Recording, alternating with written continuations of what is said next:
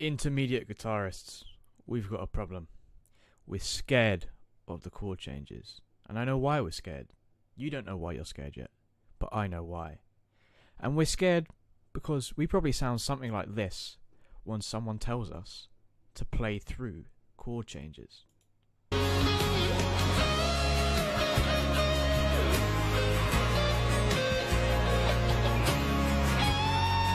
Right, we sound terrible. We don't know what to do. All we know how to do is play the pentatonic scale. And that's not good enough.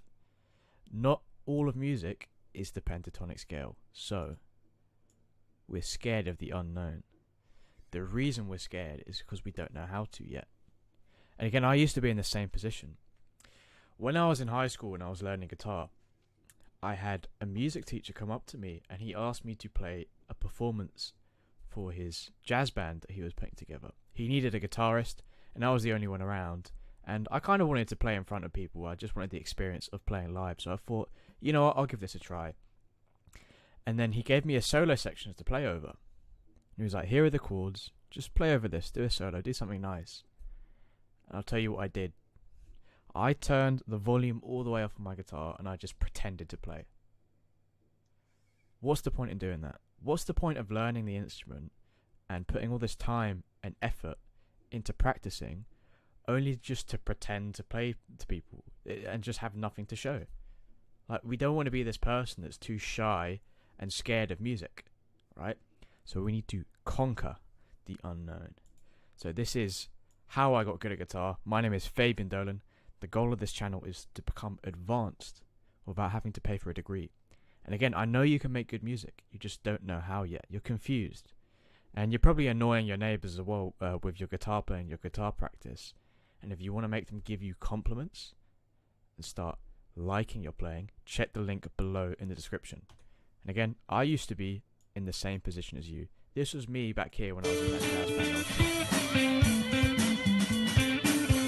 I had no clue what I was doing, and all I could do was just run through a pentatonic scale. And this is me as an advanced player. I managed to improve a lot since then, and I developed my own style. It's unique, and I know how to play through chord changes now. So let's listen to this. You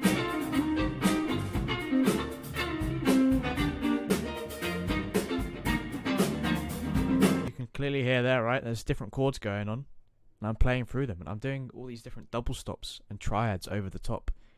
Again, I developed my own unique style, and I know that you can do that as well. You have the musical potential to do that, and again, you don't need to get a degree like I did. You just need good quality information, and you're in the right place. So, I struggled for the longest time with playing through the changes. This is something that I had no clue what to do. And I had been playing for a good 7 years before I was able to admit to myself that, you know what, this is a problem and this is something that I should probably work on. It's embarrassing that I don't know how to do this yet. And what was holding me back? It was my ego. I didn't want to have to admit to myself that I had something to improve on. We all kind of gloss over this and we say, yeah, I know how to improvise, and you just do the pentatonic scale and you just do all these boring kind of licks like... Again, everyone's heard it all before. It's not interesting. And it's your ego holding you back that makes you think that, oh, my playing is enough at this point. But no, we have areas to improve on. And like, be honest with yourself. This probably sounds like you as well. I know that you're here to improve. You wouldn't be clicking on this video if you didn't have something to improve on with playing through the changes. And what held me back, especially for those 7 years, right? There's no way that it should take 7 years to learn how to do this. What held me back is that I had no clue what to do about it. No one told me, oh, this is how you do it. This is how you play through the changes. And no one showed me how simple it actually was. I wish when I was learning guitar, I had this video here. It would have saved me years of frustration and time and embarrassment. I wouldn't have had to go through that experience of playing on the stage in the jazz band and muting my guitar and pretending to play. Like, everyone knew that the guitar was muted. Like, you could see me doing something, like pretending to play, but there's no sound. Like, it's not like I can trick people by pretending that I'm playing. Everyone knew that I had no clue what I was doing, and I was too nervous and afraid and scared to actually try and attempt to play for the changes, because again, I didn't know how to do it. So It only took half an hour for someone to explain to me how simple this concept is. I thought this was like some really elaborate thing that you had to know a load of music theory in order to be able to do it. And again, I thought music theory was just something that like piano nerds did, right? It wasn't for me, right? All the nerdy piano kids in my school were the ones that knew about music theory, and I had no clue how to follow along. Again, I thought it was a complex idea being able to play through the changes. But again, I had a lesson once, and it only took someone half an hour to explain for me how simple it is. So this video, I'm going to be able to break down those simple steps. I'm going to be able to show you. Again, if you want to learn from this video, you're going to have to make me a promise though. Again, this channel is educational, it's not entertainment. If you want to be here, you're here to learn. So that means you have to pick up your guitar and you have to follow along with this information. Okay? That's the promise you have to make to me. I don't want you to be just watching this video and doing nothing. Otherwise, you're going to get nothing from it. I'd rather that you didn't watch the video. I genuinely want to help people improve. So, if you do not have your guitar, this video is not going to be good for you, right? So you make me that promise that you have your guitar in your hand and you practice the things that we're going to go through. Again, it's okay if you have to pause along the way, take a couple screenshots, but I want you to put some effort in here, right? So, we're quite desperate to figure out how to solve this problem. Some might say we're even knocking on heaven's door. So, we're going to be going through the song by Bob Dylan, Knocking on Heaven's Door. You might be familiar with the Guns N' Roses version or Eric Clapton's version, for example. However, the chords we need are these right here. We have G major, D major, and then A minor.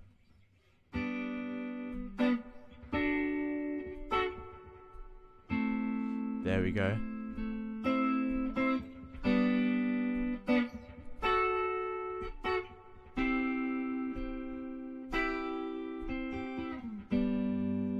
Should sound something like that.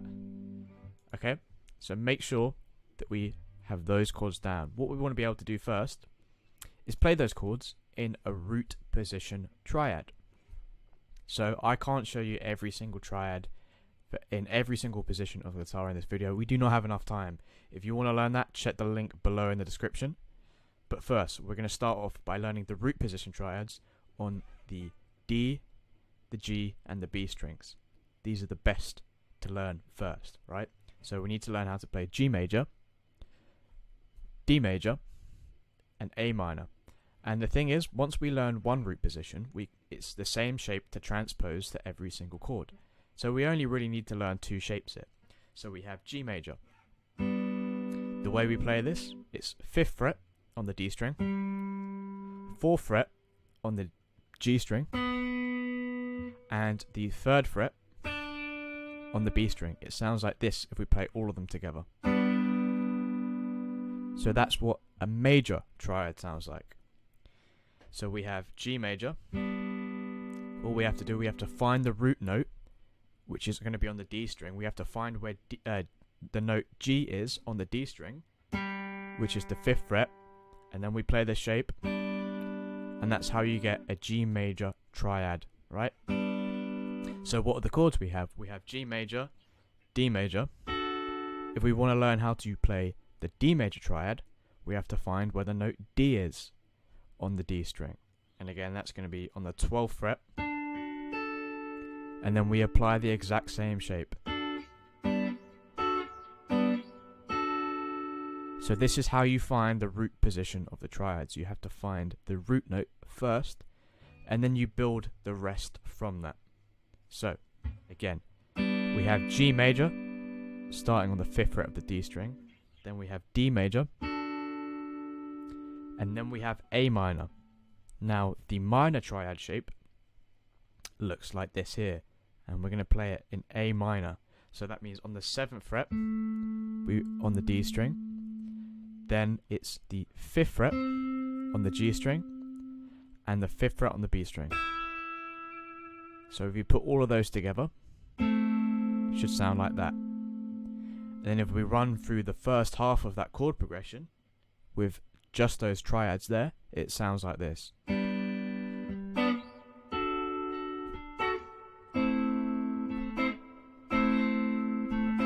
We want to be able to do that. That is the first step. So get your guitar, learn these triad shapes, Again, they're quite simple. And learn how to play just those triads like that in the chord progression. This is the first step. We need to make sure we have this down first. Otherwise, everything else above that is going to be too difficult. So, again, as you saw earlier, the next half of the chord progression was G major, D major, and then C major. To find C major, again, go on the D string and find the note C. That's going to be on the 10th fret. And then you build the shape from there. So to play the second half of the chord progression, you just use those exact same triad shapes.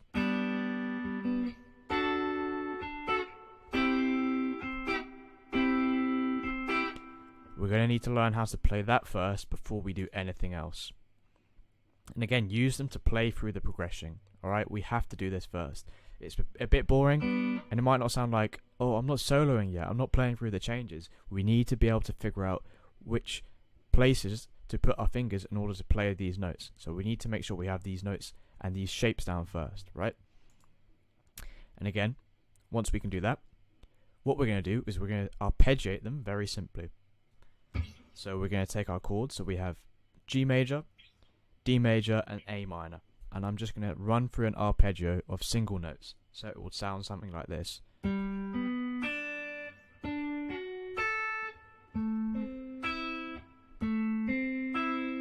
Right? Just go from D, G, B on those strings. Just do that for each chord. Again, very simple. And it sounds boring, I know, but we have to learn how to do this first before we can do the complex stuff and sound cool. This is what happens. We have to do this first before our neighbours are going to start knocking on our wall and giving us praise and giving us compliments. So yeah, we need to make sure we do this first. So again, you should have your guitar in your hands. Do this. Run through those chords and do a simple arpeggio.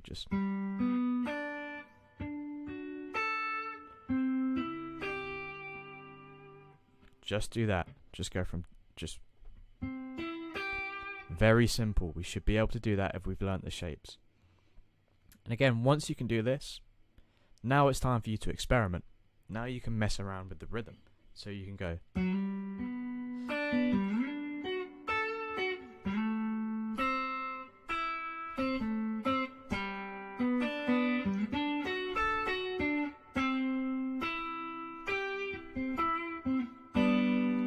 And again, that's easier for me to play it because I've practiced this for a long time. But just use those root position triads first. Learn how to play them, go between them. Learn how to arpeggiate them simply, and then mess around with the rhythm a bit. Again, make it sound a bit more musical.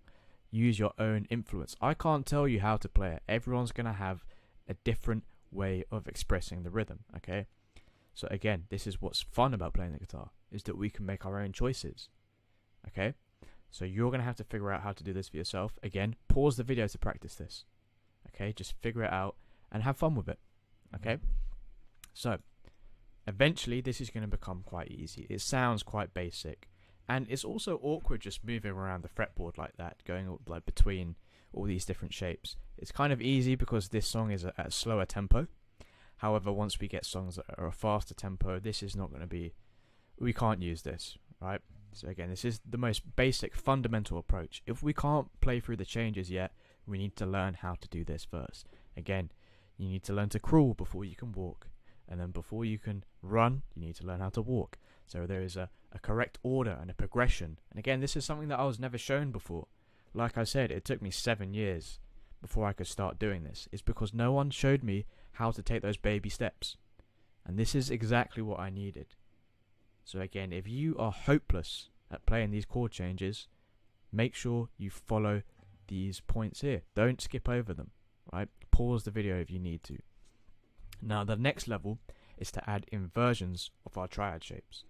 So inversions are when we play the triad and we mix around the order of the notes. So we can play this G major chord like this. It sounds like that. I can also play it like this. Still a G major chord, but I've just changed the shape and the order of the notes. And again, this here, also a G major chord. I've just switched around the order of the notes.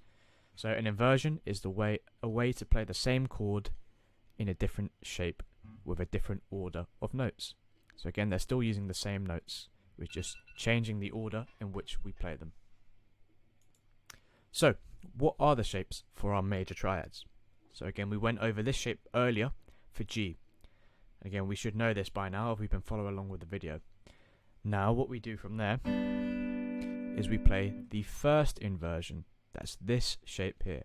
So that looks like fret 9 on the D string, fret 7 on the G string, and fret 8 on the B string. If we play all of those together, it sounds like that. Now quickly, just go back and forth between these two here. Get your hands familiar with the distance between the root position and the first inversion. So I want you to be able to go like this. And then back.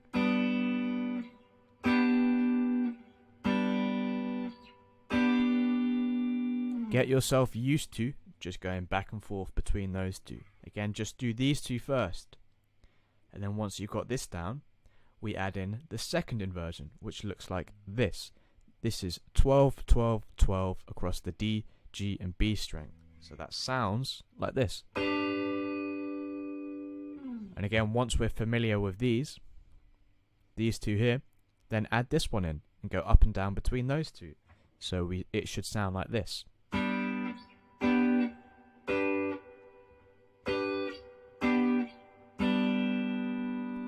And again, this is going to take some time for your muscle memory to be able to figure out where everything is. Again, this is where practice comes in. Just work on this, going between this. You could just be watching YouTube and just have the guitar in your hand. Again, it could be an irrelevant YouTube video, or like you could be watching TV or something. Just have the guitar in your hand and just do this in the background whilst you're watching something, because this is quite mindless and boring. The goal of this is to just get our fingers accustomed to where the shapes are on the guitar. We want to train our muscle memory here. So these are the major triad shapes. Now, we have to learn the minor triad shapes, because again, in our chord progression, we have major chords and we have minor chords, right? We have that A minor chord. We need to learn how to play over the A minor chord. So, we had this shape that we learned earlier. It sounds like this. Now, the first inversion for that, for A minor, we start on the 10th fret of the D string, 9 on the G string, and 10 on the B string. Put all of those together, sounds like that. And again, same advice I gave you earlier for the major triads. Just practice going between those two.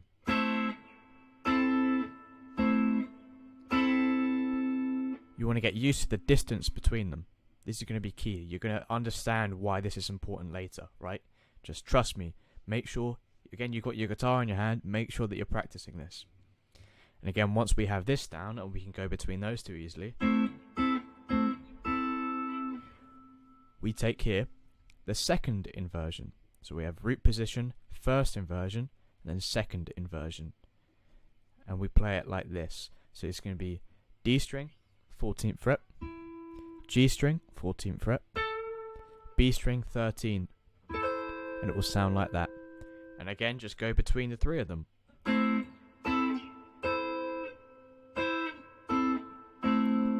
We want to make sure that we can get those down, that we have them under our fingers, right? This is very important. Now, we add the inversions into the chord progression. Like I said earlier, the very first thing I told you to do was just to play the triads through the chord progression. So we had G, D, A minor.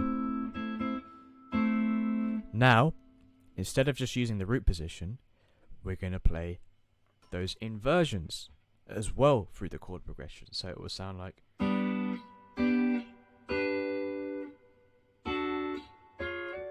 oh, sorry. My bad, let me correct that for you. And then A minor.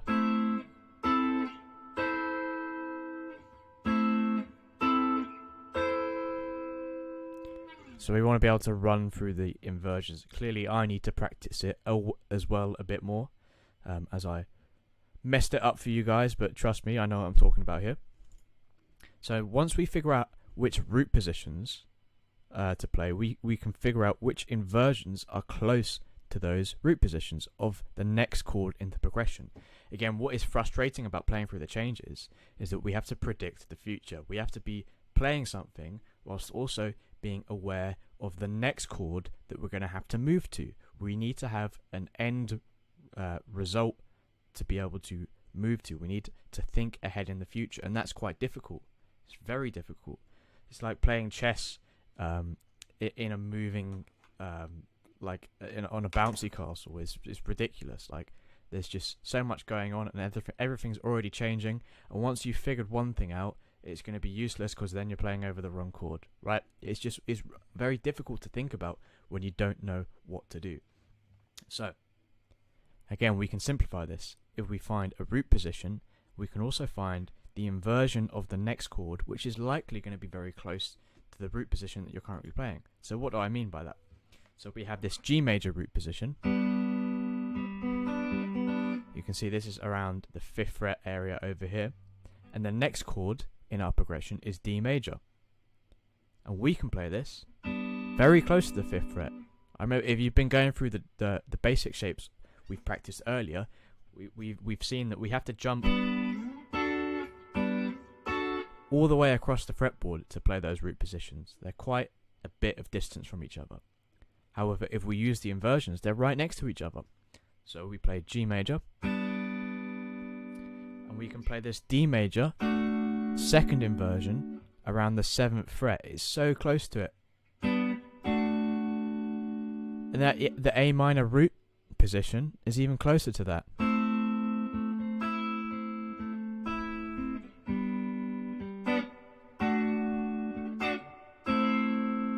Right? It means we don't have to constantly be on the move and fighting around going across the fretboard. We can simplify things. We can move things closer together. So again, take the steps that I've given you before. Just play the progression, just normally with those triads. Don't play any melodies yet. With those root positions, and the inversions close to them. Then arpeggiate them.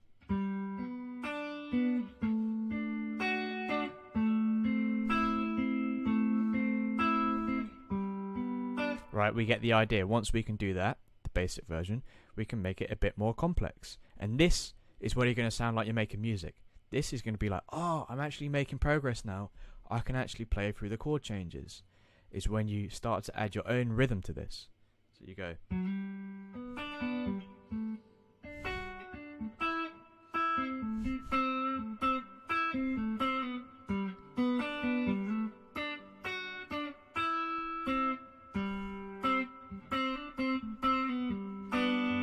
Right? This is how you play through the chord changes. I wish I had someone show this to me when I was first learning how to play the instrument. And again, keep practicing this over basic chord progressions. Again, we have to start somewhere. Like I said earlier, you have to learn to crawl before you learn to walk. So find some basic chord progressions, like chords with just 2, 3, or 4 chords. Learn where those chords are, then learn how to play those root position triads over them. Again, you might have to learn the notes on the neck and where they are, and you'll be able to find those chords. But learn where to place them on the fretboard, and then learn how to go between inversions of each chord, and then practice putting all those chords and the different inversions of each chord together and figuring out ways to play everything that's close to each other. And then you can keep flowing between all these chords and different inversions, and you can sound like you actually know what you're doing on guitar. You won't have to turn your volume down when you're playing a performance in front of people. When someone gives you a solo spot, you won't have to sound like Nick Jonas at the start of this video and become a complete embarrassment to everyone around you and become a meme across the world because you sound terrible. You're going to know what you're doing, and you're going to eliminate the fear, right? So we've got to learn how to play the progression with the triads, and again, remember to run up and down with each inversion. We need to get our hands familiar with these shapes and the distance between each inversion and root position. So again, learn the names of the notes if you have to. Find the root position triad. The inversions are easy to find once you do this. Again, this is how you eliminate the fear of the changes. You're not going to be scared anymore, right? I used to be scared. I'm not anymore. I'm confident with it now. And you can too. And again, if you want to enhance your confidence and you want to go from an intermediate guitar player to advanced, again, without having to go to university or pay for a degree, you can progress faster in just 1 month than the past year that you've been practicing. So check the link below in the description if you're interested in that. Again, hope you enjoyed this. This was educational content, not entertainment. Got some nice words from my students here, some nice comments from you guys on YouTube. I'll be putting more up. Leave some nice words for me. I really appreciate it. And again, respect for making it to the end. Subscribe for more high quality guides. If you've got any questions, message me on Instagram. Take care.